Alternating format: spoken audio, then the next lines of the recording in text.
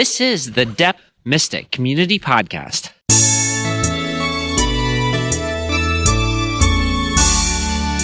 Episode 28.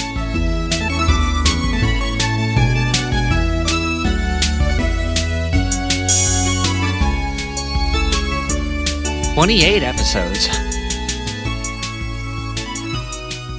What do you make of that, Jungian depth mystic Zach Tolan? Oh, it feels like a lot. Feels like a lot of episodes. It feels like so many that we need to take this podcast to another level. It's either expand or die. You might be right. 27 episodes. We've had enough time to cover the basics. I think the initial impetus of our podcast has probably played out. If we don't come up with something new, then we'll probably just be repeating ourselves and it'll feel a little bit stale. And to that effect, I have hired a new person to play the role of our Promotional and Marketing Manager. We got a third person? Exactly. Allow me to introduce Promotional Manager Zach Tolan. Hi, I'm glad you hired me. Yeah, I've hired you because we feel like we haven't done enough of the extroverted style of the podcast, which is to say, getting out there and letting people know that we exist. That's what I'm here for.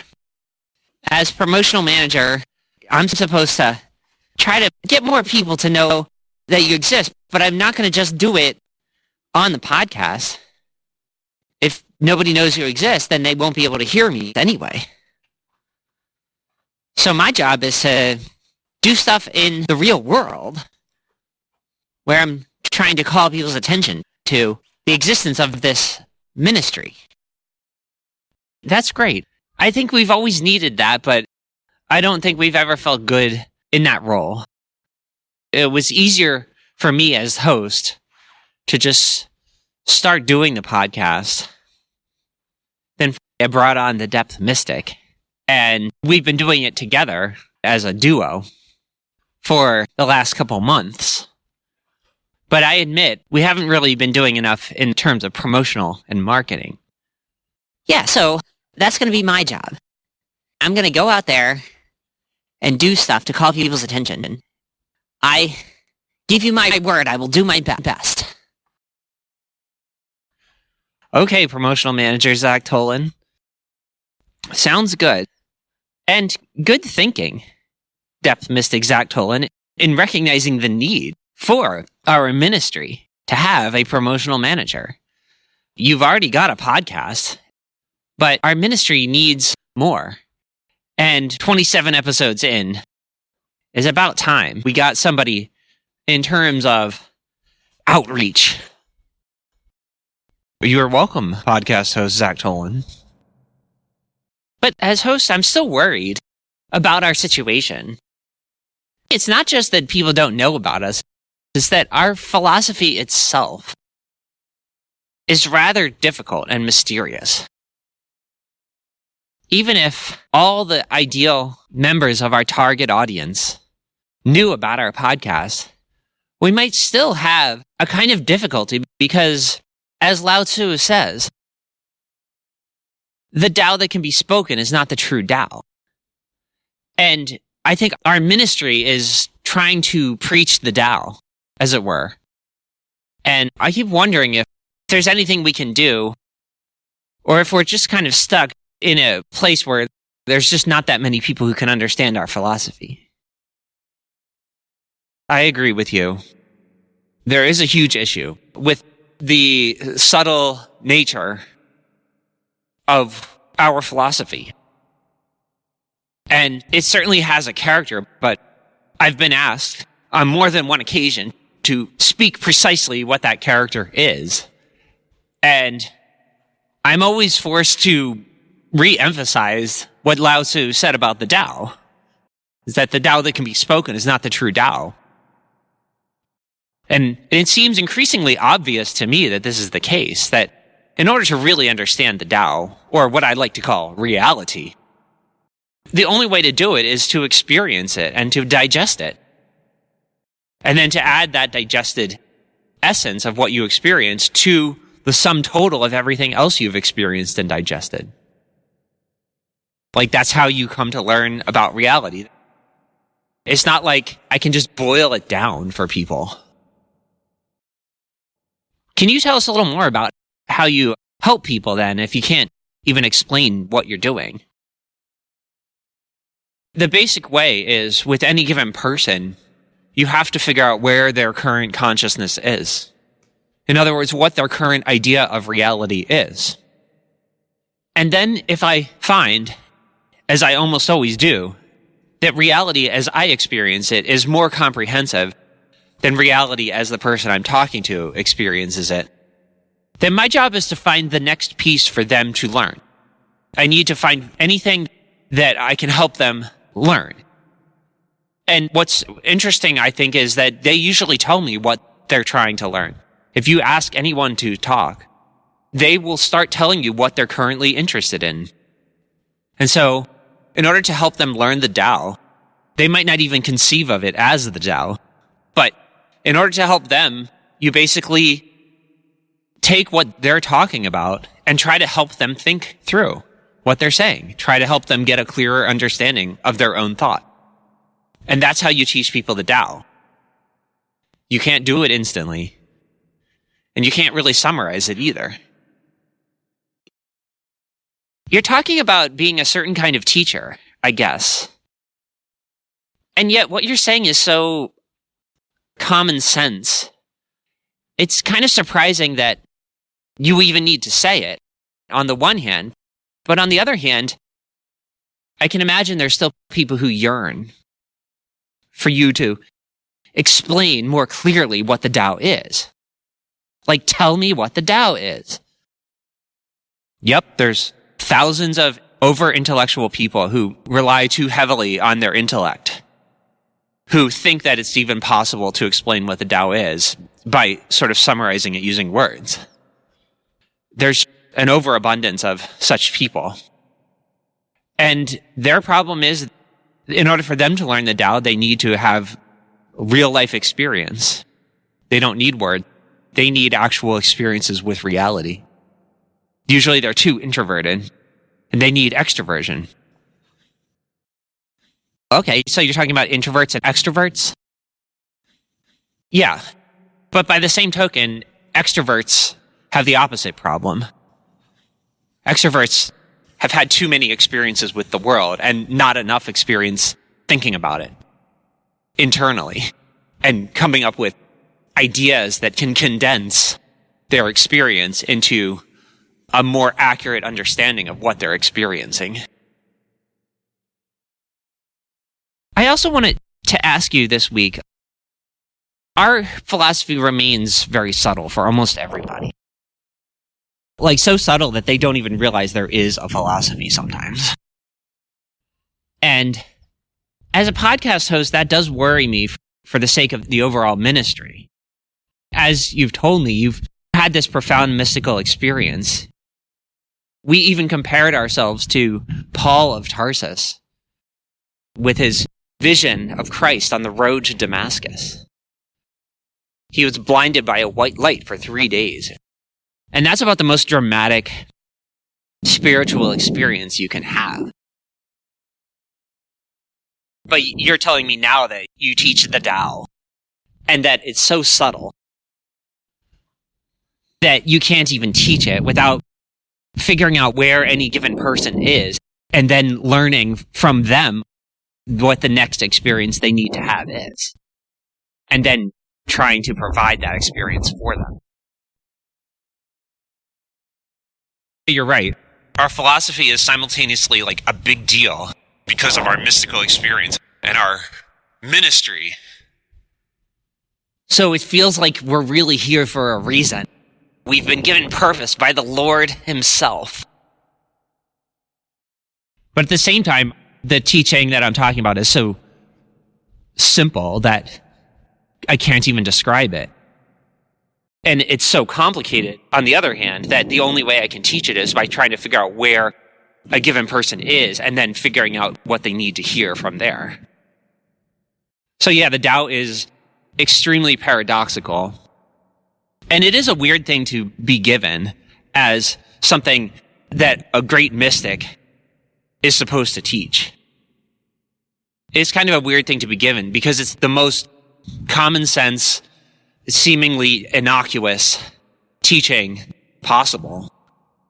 Whereas the vision that Paul had on the road to Damascus is that God had incarnated as a human being, and through his sacrifice, his blood redeemed the world, and that those who believe in this message can experience salvation, and no one else can. I mean, that's a very sharp message that Paul was given. Whereas the final teaching of Jungian depth mystic Zach Tolan is, I was thinking of calling it Neo-Taoism. But it's basically Jungian psychology. In other words, Carl Jung found his way through the Christian world to the Tao, although he rarely called it that. Will anybody ever get our philosophy? Will anybody ever get depth mysticism? Like, how many other depth mystics even exist? Yep, it's a huge issue. It's a weird form of patience that I've had to develop as a depth mystic in understanding that I spent 21 years doing nothing but trying to absorb this sort of amazing thought or teaching that was given to me by the Lord himself.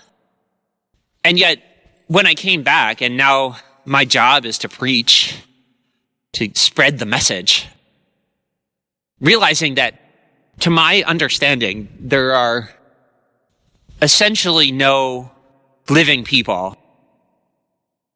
Maybe there are some Jungian analysts, people in the Jungian world. But when I came back in 2018, to my knowledge, I was the only living, what I now call depth mystic, in the whole world. I was the last of the Jedi. Will you be? To quote Yoda. Wait, you're saying you're the only person in the whole world who understands your teaching, what you call depth mysticism? You're the only fully trained depth mystic in the whole world? That's what I thought when I came back on October 1st of 2018. But fortunately, I did discover that there is one other who lives.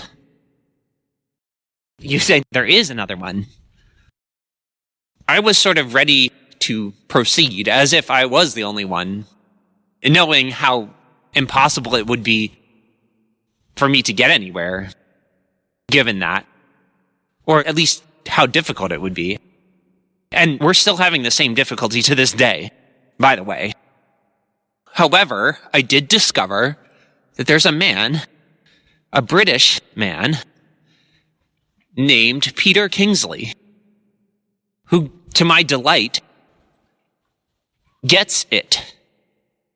He's older than I am, and he's been writing books, and every book I read of his reminds me of my heroes, in the sense that it seems to reflect the level of wisdom that I set as my standard for the depth mystic it. Like Joseph Campbell, for example, was the first I found. I mean, just go with his book, The Hero with a Thousand Faces. That's probably his most important book. And that book sets the standard for me.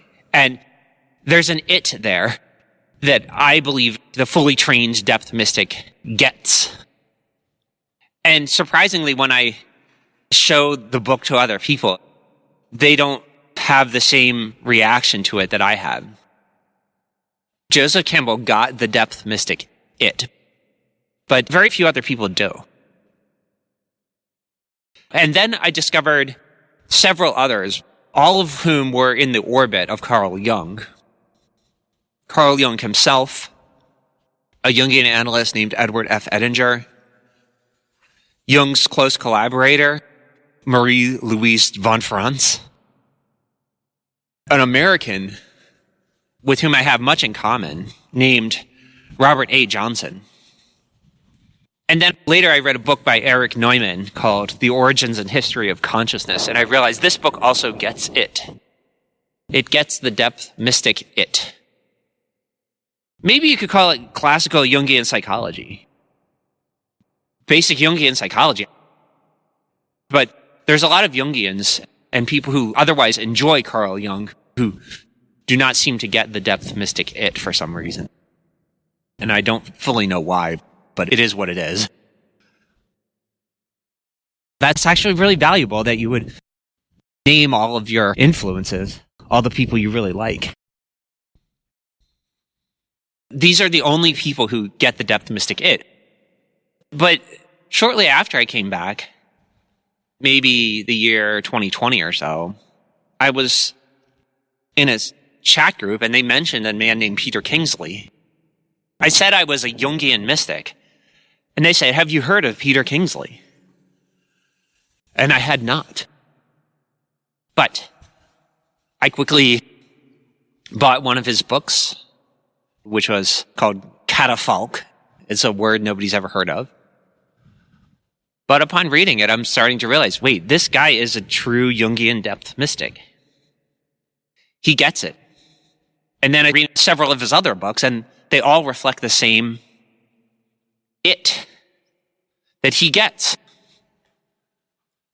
And so I know for a fact that there is one other person in the world who gets the depth mystic it. We should tell our promotional and marketing manager maybe to reach out to this guy if what you say is true. Admittedly, it's very disappointing that such a message is so rarely gotten. We live on a planet of, 8 billion people? And you'd think that whatever the it was, it would be understood and appreciated by more than 2 living people. But on the other hand, in Star Wars, Han Solo had traveled from one end of the galaxy to the other. And he'd never heard of anything such as the Force. And as it turned out, only Obi-Wan Kenobi and Yoda were living Jedis when Luke began his journey. Now the Jedi are all but extinct. Maybe it's just a matter of, at any given time, there are only a vanishingly small number of people who know the true Tao. And I guess all it has to be is enough.